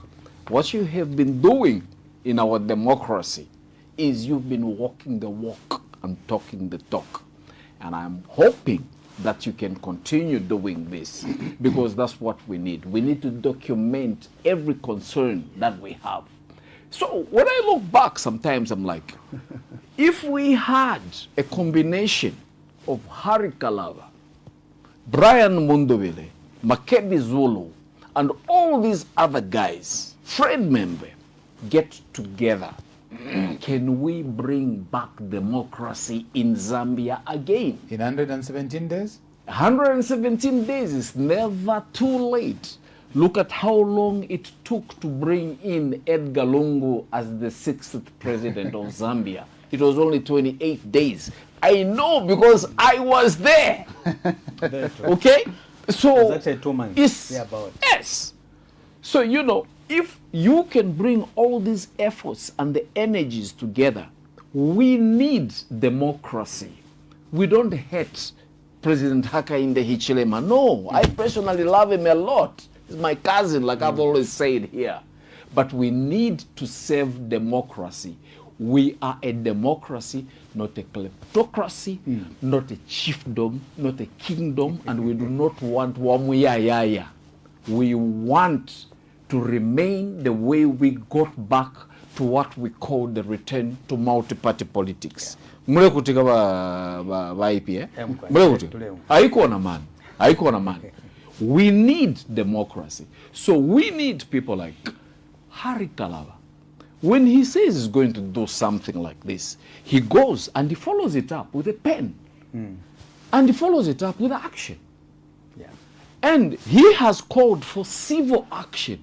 I would say, I will join him when he goes for that civil action. After all, it's peaceful. Civil action. Civil, peaceful action. Please don't stop him.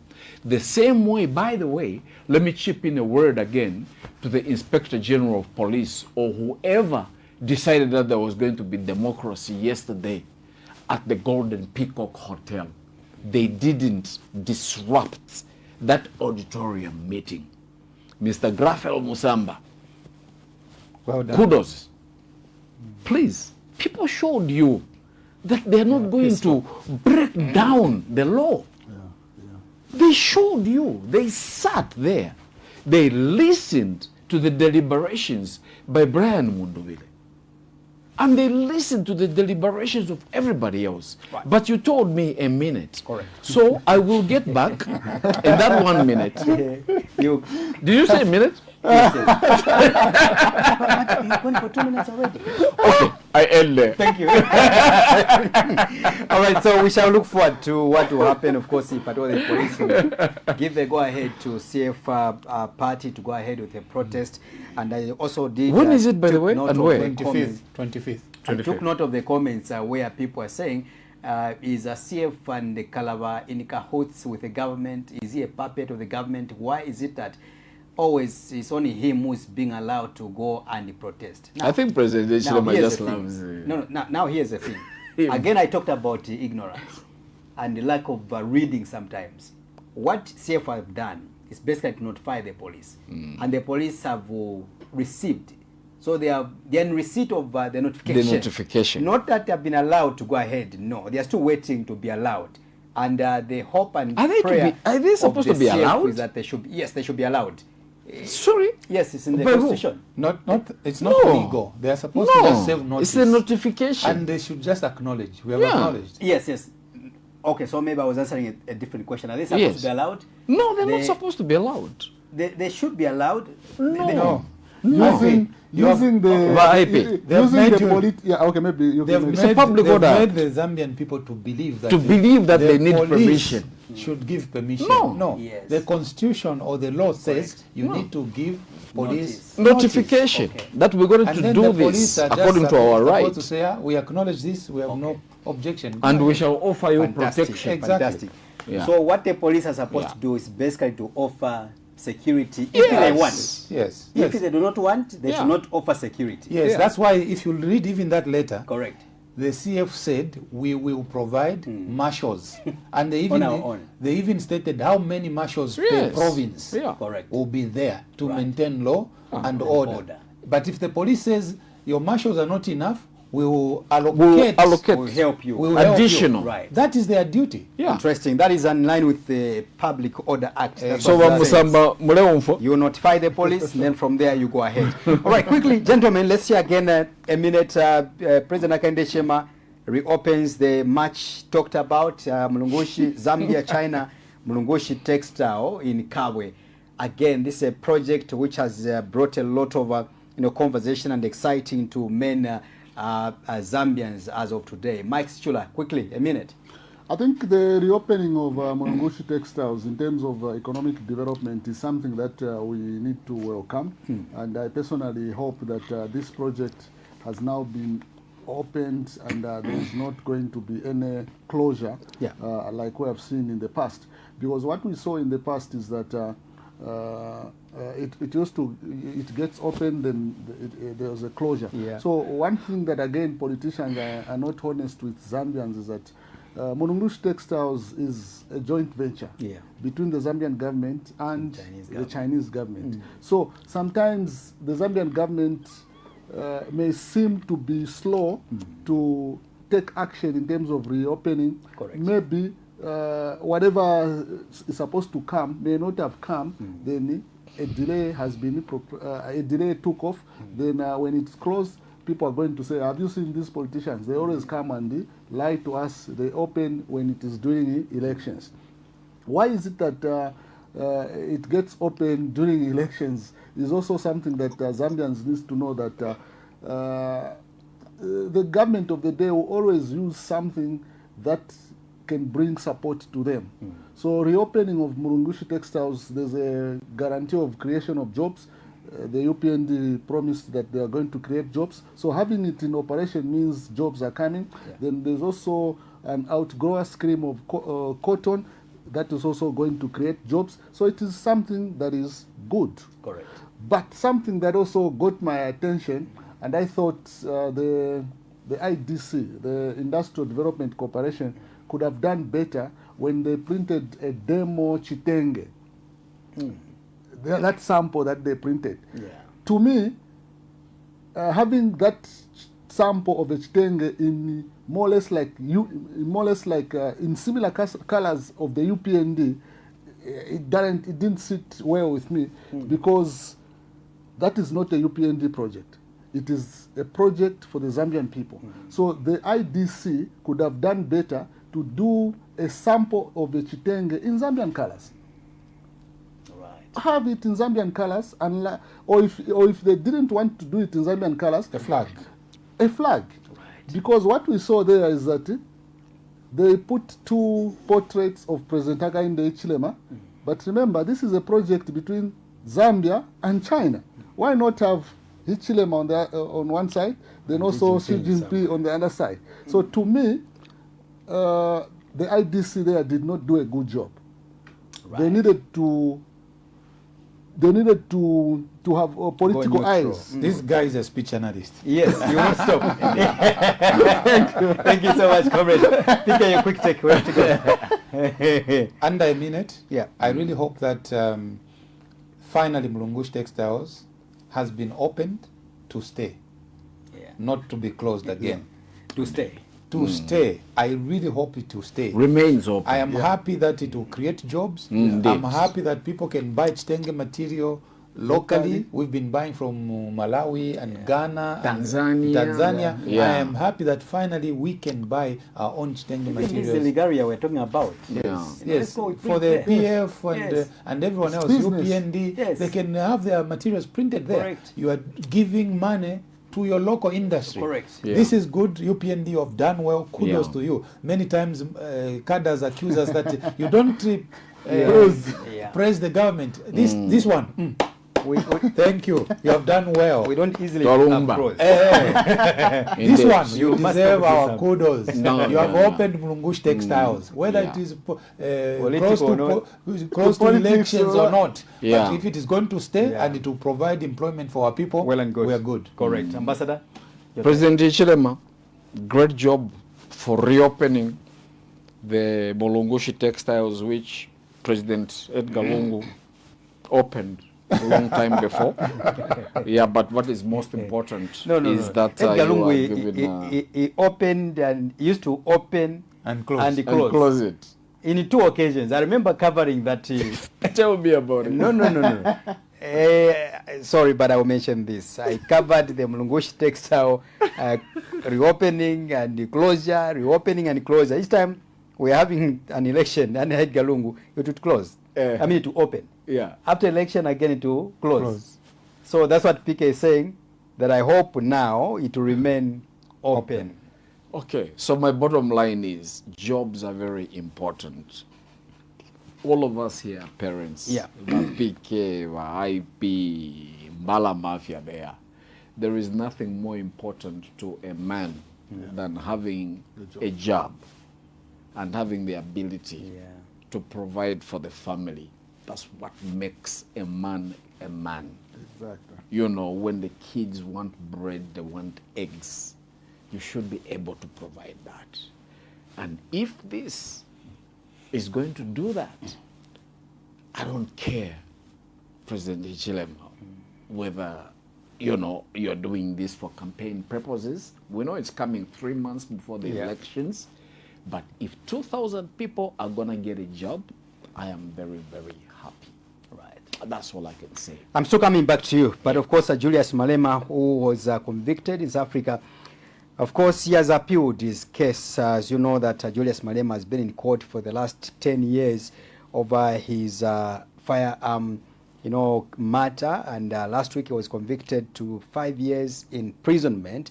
However, he has appealed. Now, according to the South African Constitution, Chapter 46 of the Constitutional Court of South Africa is that the moment you appeal, you file an appeal, that appeal acts as a stay of execution. So Malema did not sleep in prison like it is in Zambia, Uganda, and elsewhere. Once you are convicted, you have to go in the prison and then you begin the appeal process, while you are inside already.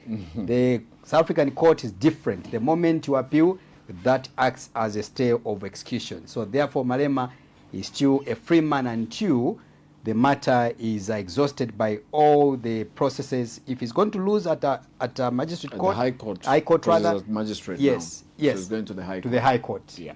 If again he loses at the High Court, he might go to the Supreme Court. Supreme Court, yes. If he loses again the Supreme Court, he'll go to the Constitutional Court. Yes. That's how it says. So and he will still be at home. He's still with his beautiful wife. Exactly. So I thought we would just give you those updates in that regard. Ambassador, take us to USA and Iran. What are the happenings there? It's quite sad. 3 days ago, the United States of America and the Islamic Republic of Iran decided to enter into a 10-day ceasefire so that the Strait of Hormuz, that little 21-kilometer stretch where 21% or 20% of all the fuel for the world goes through, was opened. Iran announced that.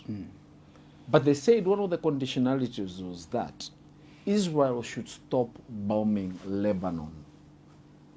Israel has displaced 1.2 million people and have taken over about 14% of the land.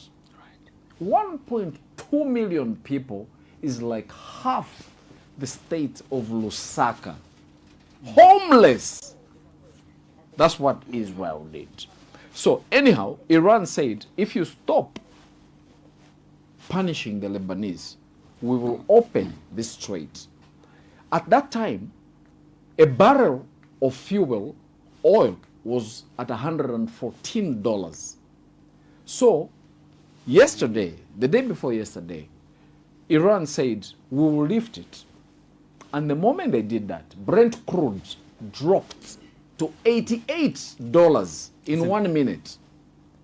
Wow. 1 That's minute, powerful. just by that. You know what that means?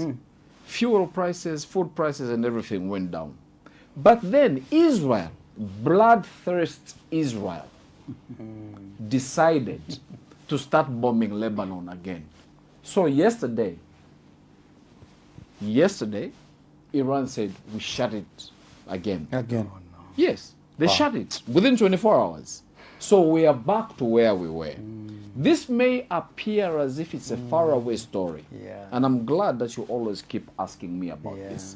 It affects all of us. Correct. Because we import fuel from the Middle East. And there's that crazy man from the United States of America called Donald Trump. He says, I'm going to start dropping bombs again. He's a madman. Everybody says he's a madman. Yeah, not just me. But everybody thinks Donald Trump is a madman. He says, I guess I'm just going to start dropping The bombs president again. of a sovereign republic. Yes. Correct. Yes, a president of a sovereign, a madman who is the president of a sovereign republic. Anyhow, so that's where it is. So we have to brace ourselves yet again for high fuel prices. High fuel prices means high meal prices, high fertilizer prices, high fuel prices.